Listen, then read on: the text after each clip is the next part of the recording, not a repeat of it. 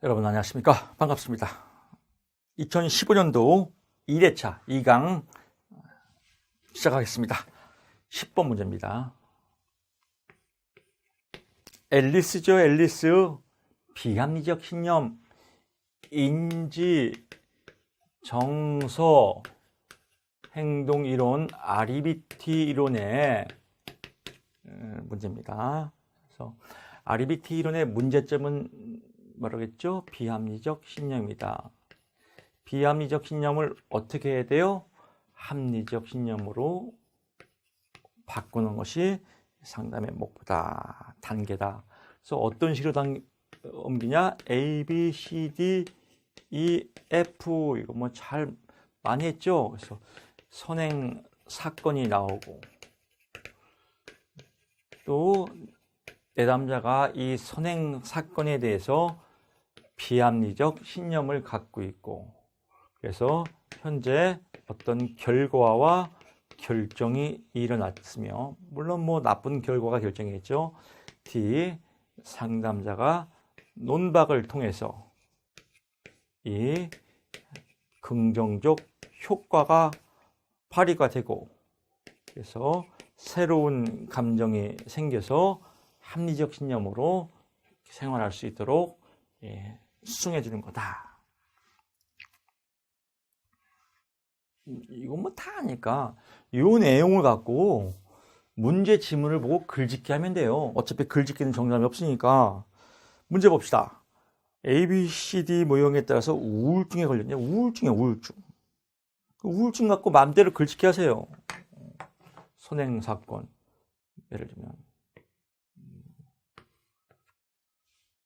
직업 상담, 직업 시험 불합격 가면 또 기분 나쁘니까 뭐 선행 사건. 취업 면접 시험에서 불합격됐다. 비합리적 신념. 나는 뭘 해도 안 돼. 그래서 인생에 좌절을 느끼고 우울감에 빠져 있다. 결과 집구석에서 이불 쓰고 매일 엉엉 울고 있다. 아니면 술 사놓고 맨날 술만 처먹고 있다. 논방. 그럴 게 아니다. 저는 여러분 직업상담사 실질적으로 직업상담사를 합격하고요. 합격하고 그때 합격할 때의 제 나이가 47살이에요. 늦은 나이죠. 늙은 나이. 47살에 강의를 이제 시작하려고 이력서를 1000통을 복사했어요. 고용센터 가서. 그 취업, 제가 그때 인생 쫄딱 말아먹어서 제가 취업 성공 패키지 아주 1년에 해당돼서 지원도 많이 받았어요. 하긴 뭐 지원 받을 만해요. 제가 주식 펀드 매니저 할 때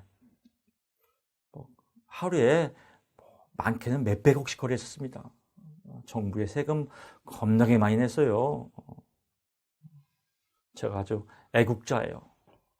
집 팔아가서 그냥 주식 쫄딱 망해서 세금까지 다 낸 사람이에요. 집 팔아가면서 세금 낸 사람이에요.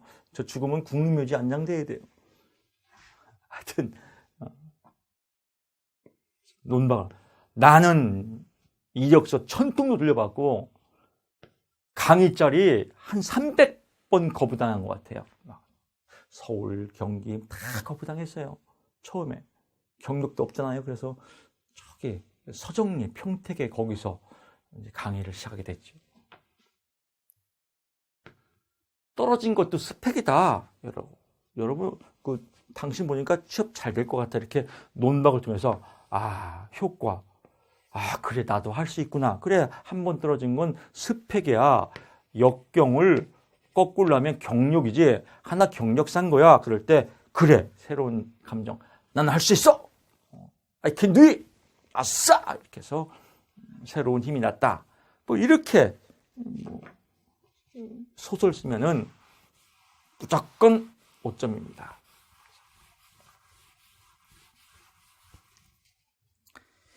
(11번) 갑니다. 경제활동 참가율, 우리 이런 문제 좋아하죠. 이제 저하고 하도 해서 아주 재밌을 겁니다. 이런 문제 나오면 또 한번 갑시다.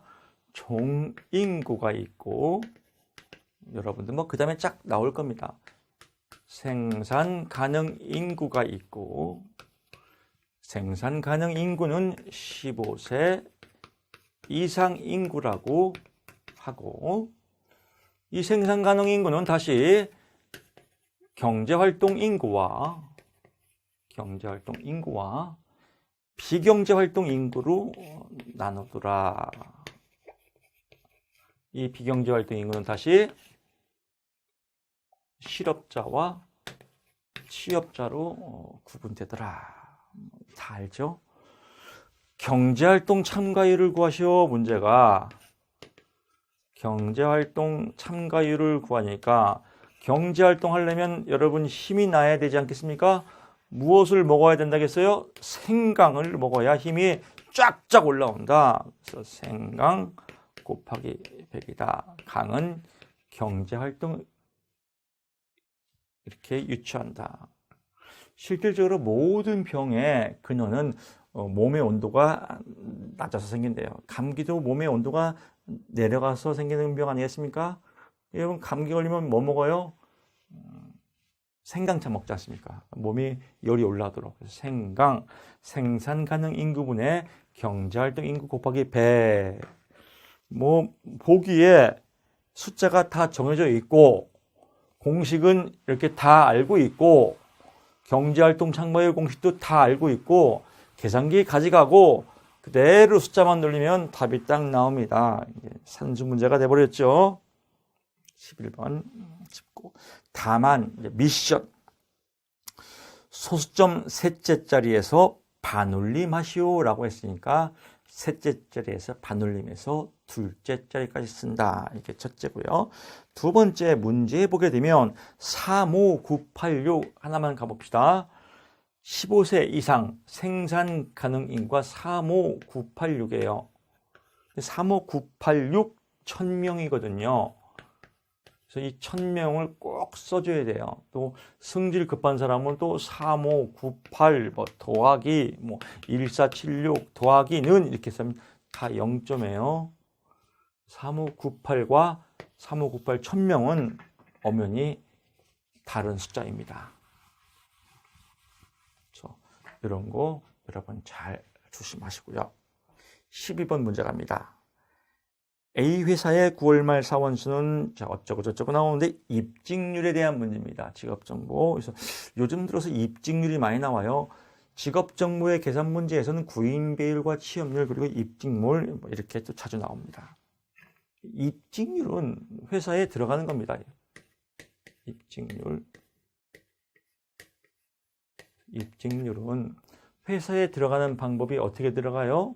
뭐 신입사원도 있고 또 전입, 경력사원이 전입하는 것도 있고. 그래서 입직하려면, 회사에 입직하려면 최종적으로 고등학교는 입학해라 이렇게 이해하세요. 고용자 수가 있고 입직자 수가 있다. 입직자 수. 그래서 이게 공식입니다. 곱하기 100 이게 입직률의 공식입니다. 입직자 수는 아까 얘기한 것처럼 신입사원 더하기 전입사원이 입직자다라고 하고요. 고용자 수는 언제 고용자냐? 저번 달 말, 그래서 전월 말 고용자 수다. 입직자는 언제 입직자냐? 이번 달 회사에 들어간 사람, 그래서 당월 입직자다. 뭐 이렇게 공식이 나왔고요. 다음에 이제 뭐 공식 나왔으니까 문제의 대입만 시켜주면 됩니다. 10월 달 입직률을 구하라고 했으니까 1000월 달이니까 9월 말 사원 수가 1000명이라고 합니다. 그리고 신규 채용 신입사원이 20명이래요. 또 전입사원이 80명이라고 합니다. 곱하기 100 그대로 나왔죠. 그래서 1000명분의 100명 곱하기 100은 입직률이 10%이다. 이렇게 쓰면 계산이 다 완료가 됐습니다. 입직률의 의미는 이걸 그대로 풀었으면 됩니다. 당월 입직자 수를 전월 말 고용자 수로 나눈 것을 입직률이라고 하며, 입직률은 신입과 전입이 많이 생기는 게 좋지 않습니까?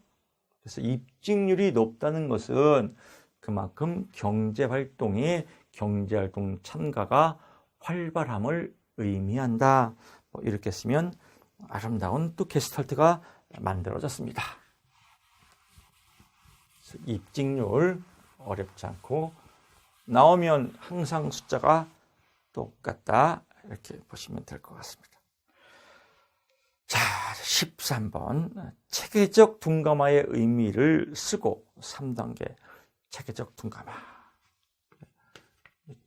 동영상을 계속 여러분 들어보시니까 이제 문제만 딱 봐도 이해가겠죠? 훨씬 더 자신감이 생기죠?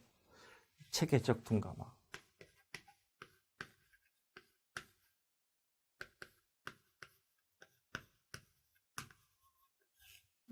체계적 둔감하다.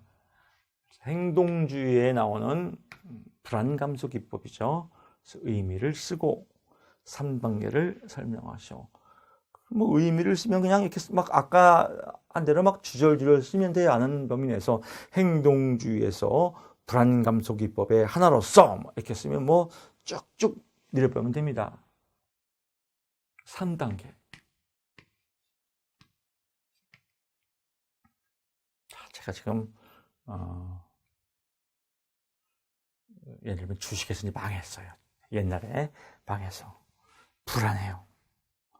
그때 당시 담배를 많이 폈어요.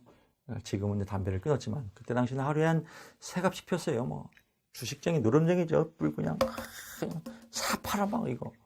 아유, 지금 생각해도 징글징글합니다. 지금 이렇게 주식을 끊고 자유로운 영혼이 돼서 아름다운 강의를 이렇게 여러분과 함께 이렇게 소통하니까 참 행복합니다. 제 인생의 가장 축복은 맑은 정신, 맑은 마음, 맑은 영혼으로 사는 그게 가장 지금 축복입니다. 그때 막 옛날에 주식할 때는 불안하니까 막 담배를 많이 폈단 말이에요. 그래서 담배도 막 이게 서서 피지 않고 이 아파트 밑에 쭈그려 앉아갖고 이렇게 막 이렇게 폈던 기억들이 나요. 아파트 그냥 계단 밑에서 이렇게 쭈그려 앉아갖고 그냥 이렇게 참 옛날 생각하면 흉상 맞죠. 그 종이컵에다 물 받아갖고 옆에서 계단 밑에 쭈그려 앉아갖고 담배 피고 거기서 앉은 자리에서 한 10개를 피겠나 봐요. 이렇게 상한가 치면 상한가 쳐서 기분 좋아서 담배 피고, 하한가 맞으면 하한가 맞아서 기분 나쁘면 담배 피고, 항상 영혼이 아주 그냥 중독 노예가 돼버린 거예요. 지금 이제 주식도 끊고 담배도 끊고 얼마나 그냥 맑은 정신이 있는지 모르겠어요. 제가 지금 뭐 좀 있으면 고령자 나이인데 얼굴은 그래도 뽀송뽀송 나오죠. 자, 그래서 근육을 이완시킨다. 왜? 불안하니까. 그래서 근육 이완. 그리고 담배 피면서 이제 생각을 많이 해요. 아, 내가 주식을 왜 했을까? 이걸 왜 발을 들였을까? 아, 내가 미쳤지. 불안이게 목록을 작성하는 거죠. 돈을 다 잃으면 어떡하나? 집에서 쫓겨나갔지. 쫓겨나면 어떡하나? 이런 거. 불안이게 목록을 작성해서 불안을 이렇게 노출시키는 거예요. 그러니까 점층법. 조금부터 생각해서 오히려 가장 극대적인 불안. 맨 마지막에는 다 망하면 자살해야겠는데 막 이렇게 그렇게 생각하는데, 여기서는 이 기법은 이제 노출해서 둔감화시키는 거예요. 면역 기능을 강화시키는 거예요.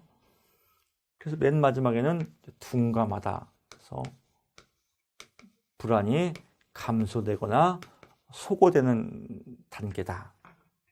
체계적 둔감법, 이것도 행동주의에서 아주 많이 나오는 문제입니다. 14번 또 나오네. 징그럽게 나오네요. 14번 아주. 집단 내 기준. 다 아는 사람은 그냥 저기 한 칸 돌리세요. 듣지 마시고요. 맨날 똑같은 거니까. 규준. 어디에서? 집단 내에서. 규준은 상대적 위치를 비교하는 것을 규준이라고 한다. 집단이 어떤 집단이냐? 100점 만점으로 이루어진 집단에서 상대적 위치를 체크하는 거 100분위 점수. 또 정규분포, 이 종 모양의 정규분포에서 평균으로부터 떨어진 거리, 즉 표준 편차를 이용해서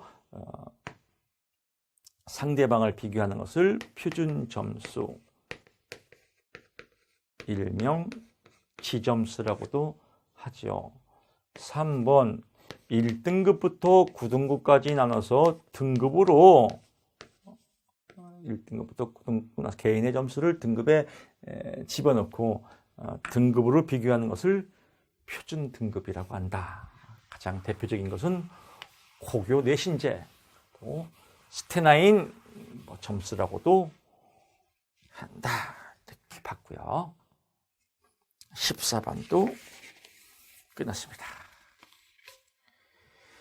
15번 이제 맨날 준거만 나오다가 이제 구성타당도가 나왔습니다. 그래서 구성타당도, 타당도는 맞냐 안 맞냐, 무엇이 구성이, 즉 구성이 얼마큼 잘 이루어져 있냐, 이걸 물어보는 겁니다. 이 제목을 이해하죠? 맞냐 안 맞냐, 무엇이 구성이. 그래서 보통 드라마 작가를 무슨 작가라고 그래요? 드라마 구성 작가. 즉 맞게 잘 짜여져야 드라마가 성공한다 이거예요. 첫째, 남자 주인공하고 여자 주인공을 잘 이렇게 매칭을 해야 드라마가 성공하죠. 그래서 그걸 보고 요인 분석이라고 그래요. 드라마는 남자 주인공, 여자 주인공이지만 여기서는 문항이 서로 관계 있는, 문항이 서로 관계 있는 것끼리 잘 모아놓은 것, 상관관계가 문항들 간에 높은 것끼리 모호하는 것을 요인 분석이라고 한다. 또 수렴 타당도와 변별 타당도가 있는데, 검사하는 기존 새 검사와 신개발 검사와 또 기존 준거 검사 간의 상관관계가 많을수록 수렴 타당도가 높다 이렇게 보고요. 또 신개발 검사와 구성 개념의 기존 검사와 상관관계가 낮을수록 변별 타당도가 높다. 그러니까 즉 차이 나는 게 많이 안 나와야 되고 관계 있는 게 많이 나와야 되고 서로 문항끼리 잘 이루어져야 어떤 구성이 잘 되어져 있다 이렇게 보는 겁니다. 이 중에서 두 개만 쓰면 될 것 같습니다.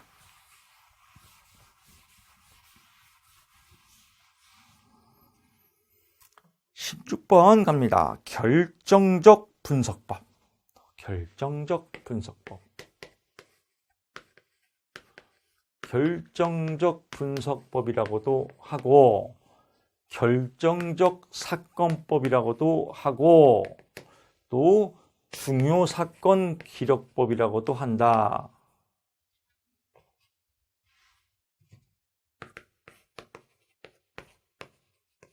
다 똑같은 말입니다. 자, 월 뿌리를 봅시다. 어디 나오는 문제예요? 심리학에서 징후 분석의 방법에 나오는 거죠. 징후 분석의 방법에 세 가지가 있는데 최초 분석법과 비교 확인법과 대입헌법이 있다.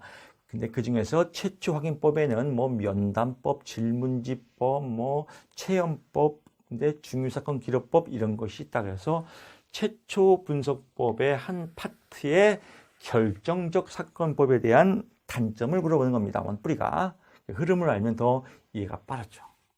그래서 어떤 사건을 보고 내담자의 징후 분석을 알아내는 거예요. 결국은 징후 분석 방법이거든요.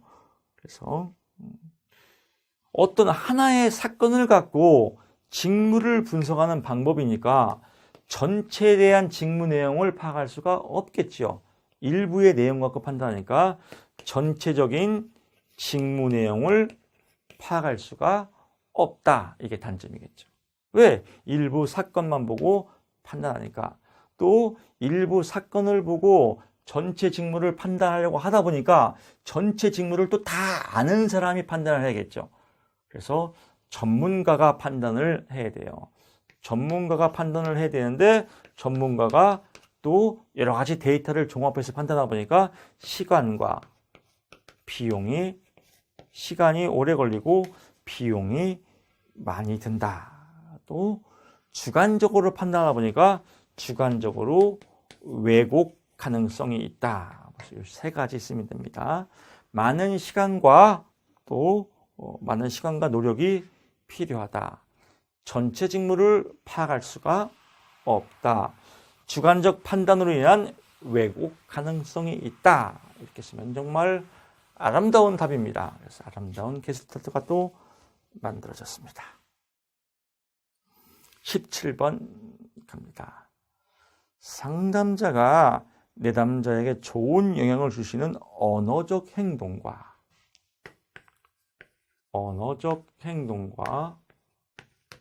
또 비언어적 행동 세 가지를 쓰시오.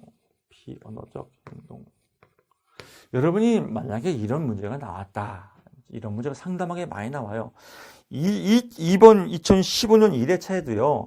이 문제를 쓸 수 있는 사람은 합격했어요. 근데 이런 문제, 나 이거 안 배웠는데 수업 시간에 책에도 없는데 이렇게 못 쓰는 사람은 불합격돼요. 왜? 상식을 몰라서 그래요. 상식 문제거든요. 한번 생각해 보세요. 상담자가 내담자에게 좋은 영향을 주시는 언어적 행동. 그럼 좋은 말이 답이에요. 비언어적 행동은 좋은 행동이겠죠. 그 세 가지만 돼요? 300가지도 많겠네. 언어적. 참 잘하네요. 칭찬. 너무 쉽지 않나요? 칭찬해주고. 또, 그래요? 그렇죠. 이렇게 맞장구 쳐주고. 또, 그래요? 그런 게 있군요. 그렇게 생각하는군요. 이렇게 재진술해주고. 재진술, 칭찬, 그런 거군요. 해명해주고, 이렇게. 응대해주고, 이런 건 언어적 행동이다. 비언어적 행동. 미소를, 웃어주고. 몸짓, 정말 대단하네요. 짱짱짱. 이렇게 해주고. 눈 마시고, 아주 좋아. 이렇게 해주고. 또 어떤 박수, 물개 박수. 다, 이런 걸 왜 못 써요, 정말로. 그러니까 상식을 못 쓰는 사람은 직업 상담에 자질이 없다. 이렇게 판단하는 거죠. 자, 이번에는 이제 18번 문제 가겠습니다. 18번 문제. 한국 표준 직업 분류에서요, 직업 분류 원칙이에요. 직업 분류의 일반적인 원칙 두 가지를 쓰시오. 일반적인 원칙입니다. 여러분이 직업 정보에서 보게 되면 제가 계속 반복적으로 설명을 하는데 어떤 중국집에서 조리사로 일하는 사람이 있고 또 배달원이 있단 말이에요. 배달원. 이걸 다 직무라고 하죠. 직무. 근데 이제 크게 보면 이제 진로가 있고요. 그 다음에 직업이 있고요. 그 다음에 직무가 있거든요. 그래서 광의의 직업을 우리가 진로라고 그래요. 큰 범위에서. 또 협의의 직업은 또 직무라고 그래요. 그래서 직무도 또 직업이 될 수 있고 직업이 또 진로도 들어갈 수 있고 이렇게 움직이거든요. 그러니까 여기도 마찬가지예요. 조리사나 배달원도 이 중국집의 직무예요. 직무인데 또 어떤 사람은 나는 직업이 두 개야. 조리사도 하고 배달도 해. 이렇게 할 수 있지 않습니까? 이러면은 표준 직업 분류에서 혼란스럽다 이거예요. 그래서 직업의 일반적인 원칙을 정해놨습니다. 무조건 직업은 한 개 이어야 된다라고 한 게 두 가지. 포괄성의 원칙과 배타성의 원칙이다. 그래서 배타성의 원칙이 있다. 그래서 포괄성의 원칙은 한국 표준 직업 분류에서 직업을 분류할 때 모든 직무를 직업으로 다 포함시켜야 한다. 즉 직업을 분류 시 직무를 빼놓으면 포괄성에 어긋난다. 즉 모든 직무를 다 포함시켜야 한다가 포괄성의 원칙. 근데 직업은 무조건 한 개 이어야 된다겠죠. 그래서 또 배타성의 원칙은 한국표준직업분류에서 직업을 결정할 때 모든 직무를 다 직업으로 보아서는 안 된다라고 하는 걸 배타성의 원칙이라고 해요. 다시 쉽게 정리하면 모든 직무를 직업을 분류할 때 다 포함을 시켜야 한다. 이거는 포괄성의 원칙. 그래서 여러분 포괄적인 업무 발생 시 직업 분류 원칙, 포주, 채생, 주된 직무 우선 원칙 나오지 않습니까? 왜? 한 개만 고르라 이거예요. 두 개 고르면 배타성에 어긋나니까. 그래서 그런 내용입니다. 그래서 포괄성의 원칙과 배타성의 원칙. 포괄성은 모든 직무를 다 포함시켜라. 배타성은 모든 직무가 다 직업으로 보아서는 안 된다. 언제? 한국표준직업분류에서 일반적으로 직업을 분류할 때 이렇게 보는데, 잔소리 한번 또 하고 가겠습니다. 여기에서 여러분 가끔 이렇게 혼란이 있는 분이 계시더라고요. 직업 분류 원칙이에요. 근데 여기다가 계속성의 원칙, 경제성의 원칙 또 이렇게 쓰는 사람이 있어요. 이거는 제목을 잘 이해를 못해서 그래요. 계속성의 원칙, 경제성의 원칙은 제목이 직업의 성립 조건이고, 이 포괄성의 원칙과 배타성의 원칙은 직업의 일반적인 분류 원칙이고, 제목을 꼭 알아야 됩니다. 자, 그 다음에 19번 가겠습니다. 넘기시고요. 이번 2015년 1회차는 20번까지 출제가 됐네요. 19번 제일 많이 나왔던 것 같아요. 19번 직업으로 볼 수 없는 활동 5가지. 이거 뭐 우리 눈 감고도 하죠. 연경, 가수사, 이자 및 임대료 등과 같은 수입은 직업으로 보지 않는다. 연금법 및 사회보장법과 같은 수입은 직업으로 보지 않는다. 경마와 경륜 등과 같은 수입은 직업으로 보지 않는다. 가정 내 가사활동은 직업으로 보지 않는다. 또 수용소 내에서 법률에 의해서 갇힌 모든 행위는 직업으로 보지 않는다. 4. 사회복지시설 내 수용자의 모든 행위는 직업으로 보지 않는다. 하나, 둘, 셋, 넷, 다섯, 6개. 요까지만 쓰면 되겠죠. 6개 써봤자 5점입니다. 5점만. 이런 문제 나오면 참 좋을 텐데요. 우리는 너무 많이 연습해서. 20번 또 상식 문제 나왔습니다. 일단 문제가 길면 또 떨고 있죠. 두 번째, 잘 안 봤거든요. 아까 위에서 좀 계속 반복적으로 나오는 문제가 아니거든요. 또 긴장해요, 또. 근데 문제를 가만히 들여다봐요. 상식 문제예요. 쭉 읽다 보면 내담자 스스로 자유로이 탐색하도록 허용한다. 내담자 상담이에요. 인간 중심 상담. 즉 내담자가 지가 선택하도록 내비두라 이거예요. 자유로이 탐색. 그럴 때 내담자 자신의 이해를 증진시키는 탐색적 질문을 하는 과정에서 내담자를 이렇게 잘 탐색하도록 도와주는 상담에서 상담자가 유의하라, 조심해라 이거예요. 즉 너무 설치되지 말라 이거예요. 내담자가 그냥 잘 탐색하도록 서포트만 해주라 이거예요. 그래서 주의사항 3가지는 첫째, 너무 이른 조언을 하지 마라. 잠깐만요. 생각 그만하고 아니 이렇게 하면 될 거 아니에요. 이렇게 하지 말라 이거예요. 잘 기다려주라 이거예요. 그래서 이른 조언하지 마라. 두 번째, 아니 그렇게 생각이 안 나요? 아니 이러면 될 거 아니에요. 이렇게 가르치려고 하지 마라 이거예요. 세 번째, 이제 깐족거리는 거죠. 이건 어때요? 저건 어때요? 이렇게 지나친 질문을 하지 말라 이거예요. 내비두라 이거예요. 왜? 내담자가 자유롭게 탐색할 수 있도록. 상식이죠? 이런 상식 문제 답을 쓰면 또 6점입니다. 이런 문제를 쓸 수 있는 사람이면 합격이고 이런 문제를 쓸 수 없는 사람이면 불합격이에요. 또 다시 반복적으로 얘기하면요. 글자를 외워서 시험을 보는 사람은 불합격될 확률이 커요.